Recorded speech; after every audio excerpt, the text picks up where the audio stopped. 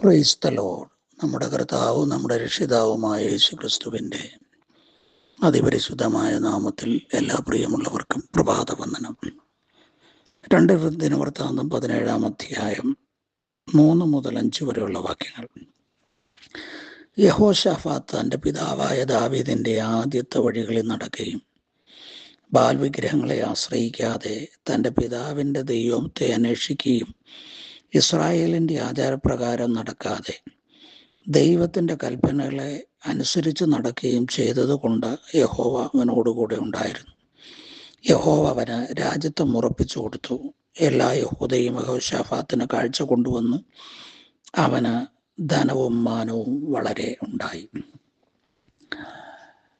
യഹൂദ രാജാവായ ആസയുടെ മരണശേഷം ആസയുടെ മകനായ യഹോശാഫാത്ത് യഹൂദ രാജ്യത്തിന് രാജാവായി. യഹോശാഫാത്തിൻ്റെ പ്രത്യേകതകളാണ് നാം വായിച്ചത്. യഹോവ അവനോട് കൂടെ ഉണ്ടായിരുന്നു. ദൈവത്തിൻ്റെ സാന്നിധ്യം അവനോട് കൂടെ ഉണ്ടാകുവാനുള്ള കാരണം അവൻ തൻ്റെ പിതാവായ ദാവീദിൻ്റെ വഴികളിൽ നടന്നു എന്നുള്ളതാണ്. ബാൽ വിഗ്രഹങ്ങളെ ആശ്രയിക്കാൻ തയ്യാറായില്ല. ഇസ്രായേലിൻ്റെ ആചാരപ്രകാരം നടന്നില്ല. ദൈവത്തിൻ്റെ കൽപ്പനകളെ അനുസരിച്ച് നടന്നു. അതുകൊണ്ട് ദൈവം അവനോടുകൂടെ ഉണ്ടായിരുന്നു. പ്രിയമുള്ളവരെ, ദൈവത്തിൻ്റെ സാന്നിധ്യം നമ്മോട് കൂടെ ഉണ്ടാകണമെങ്കിൽ ലോകത്തിൻ്റെ ആചാരപ്രകാരമോ നടപടി പ്രകാരമോ നടക്കാതെ ദൈവത്തിന് ഹിതകരമല്ലാത്ത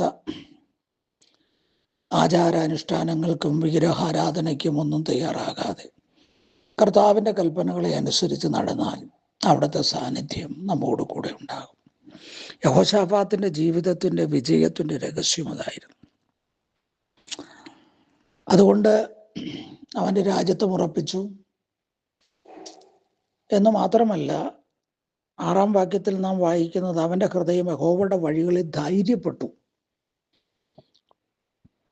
അവിടെ ഉണ്ടായിരുന്ന പൂജാഗിരികളെയും അശേരാ പ്രതിഷ്ഠകളെയും യഹൂദയിൽ നിന്ന് നീക്കിക്കളയത്തക്കവണ്ണം അവൻ്റെ ഹൃദയം ദൈവത്തിൽ ധൈര്യപ്പെട്ടു. യഹോശാഫാത്ത് ദൈവത്തിൽ ആശ്രയിച്ചതുകൊണ്ട്, ദൈവം അവനോട് കൂടെ ഉണ്ടായിരുന്നതുകൊണ്ട് അവൻ്റെ ഹൃദയം ദൈവത്തിൽ ധൈര്യപ്പെട്ടു. പ്രിയമുള്ളവരെ, ജീവിതത്തിൻ്റെ ഏറ്റവും ശ്രേഷ്ഠമായ വിജയത്തിൻ്റെ വഴി എന്ന് പറയുന്നത് ദൈവത്തിൽ ധൈര്യപ്പെടുക എന്നുള്ളതാണ്. ദൈവം നൽകുന്ന ധൈര്യം അത് കേവലം ഒരു ആത്മധൈര്യമല്ല. ദൈവ സാന്നിധ്യത്തിൻ്റെ ആ കോൺഫിഡൻസ്, നമ്മുടെ അകതാരിൽ നൽകുന്ന ആർജവത്വം, അത് ഏത് പ്രതിസന്ധികളെയും അതിജീവിക്കാനും തെറ്റിനെ നിർവീര്യമാക്കി ശരി ചെയ്യാനും നമുക്ക് പ്രേരണ നൽകുന്നതാണ്. ദൈവത്തിൽ ധൈര്യപ്പെട്ട ആ പ്രവൃത്തി ചെയ്തതുകൊണ്ട് 10-ാം വാക്യത്തിൽ പറയുന്നത് യഹോവയെങ്കിൽ നിന്നുള്ള ഒരു ഭീതി യഹൂദയ്ക്ക് ചുറ്റുമുള്ള ദേശങ്ങളിലെ സകല രാജ്യങ്ങളിലും വീണിരുന്നതുകൊണ്ട് അവർ യഹോശാഫാത്തിനോട് യുദ്ധത്തിന് വന്നില്ല. ദൈവത്തിൽ ധൈര്യപ്പെട്ടപ്പോൾ അവനെതിരെയുള്ള ശത്രുക്കളുടെ ഉള്ളിൽ ദൈവം ഭീതി വരുത്തി. മാത്രമല്ല, യഹോശാഫാത്ത് മേൽക്ക് മേൽ പ്രബലനായി തീർന്നു എന്നാണ് വായിക്കുന്നത്. തൻ്റെ പിതാവായ ദാവീദിൻ്റെ വഴികളിൽ നടക്കുകയും ദൈവത്തിൻ്റെ കൽപ്പന അനുസരിച്ച് നടക്കുകയും ദൈവത്തിൽ ധൈര്യപ്പെടുകയും ചെയ്ത യഹോശാഫാത്തിൻ്റെ രാജ്യത്വം ദൈവം ഉറപ്പിച്ചു. ദൈവത്തിൻ്റെ സാന്നിധ്യം അവന് നൽകി. അവന് ചുറ്റുമുള്ള ദേശങ്ങളിലെല്ലാം ദൈവത്തിൻ്റെ ഭീതി ദൈവം അയച്ചു. മേൽക്ക് മേൽ പ്രബലനായി തീരുവാനിടവന്നു. യഹോശാഫാത്തിൻ്റെ ജീവിതം നമുക്ക് ഈ പ്രഭാതത്തിൽ ഒരു മാതൃകയായിരിക്കട്ടെ. ദൈവത്തിൻ്റെ വഴികളിൽ നടക്കാൻ, ദൈവത്തിൻ്റെ ഇഷ്ടമറിയാൻ, ദൈവത്തിൽ ധൈര്യപ്പെട്ട് തെറ്റിനോട് നോ എന്ന് പറഞ്ഞ് ശരി ചെയ്യാൻ കഴിയുമെങ്കിൽ ദൈവത്തിൻ്റെ സാന്നിധ്യം നമ്മോട് കൂടെ ഉണ്ടാകും. നമ്മൾ ചെയ്യുന്നതെല്ലാം സാധ്യതമായി തീരാൻ ഇടവരും. സ്നേഹവാനായ ദൈവമേ, സ്വർഗീയ പിതാവേ, ഇന്ന് ദിനം ഈ സന്ദേശം കേൾക്കുന്ന എല്ലാവരും അവിടുത്തെ വഴികളിൽ നടക്കാൻ, അങ്ങയുടെ കൽപ്പനകളെ അനുസരിച്ച് നടക്കാൻ, അങ്ങയിൽ ധൈര്യപ്പെട്ട്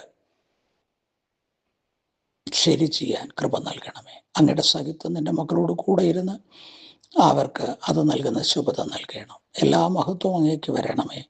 യേശു ക്രിസ്തുവിൻ നാമത്തിൽ സ്വർഗീയ നല്ല പിതാവേ, ആമേൻ, ആമേൻ, ആമേൻ. കർത്താവ് നിങ്ങളെ ഓരോരുത്തരെയും ധാരാളമായി അനുഗ്രഹിക്കുമാറാകട്ടെ.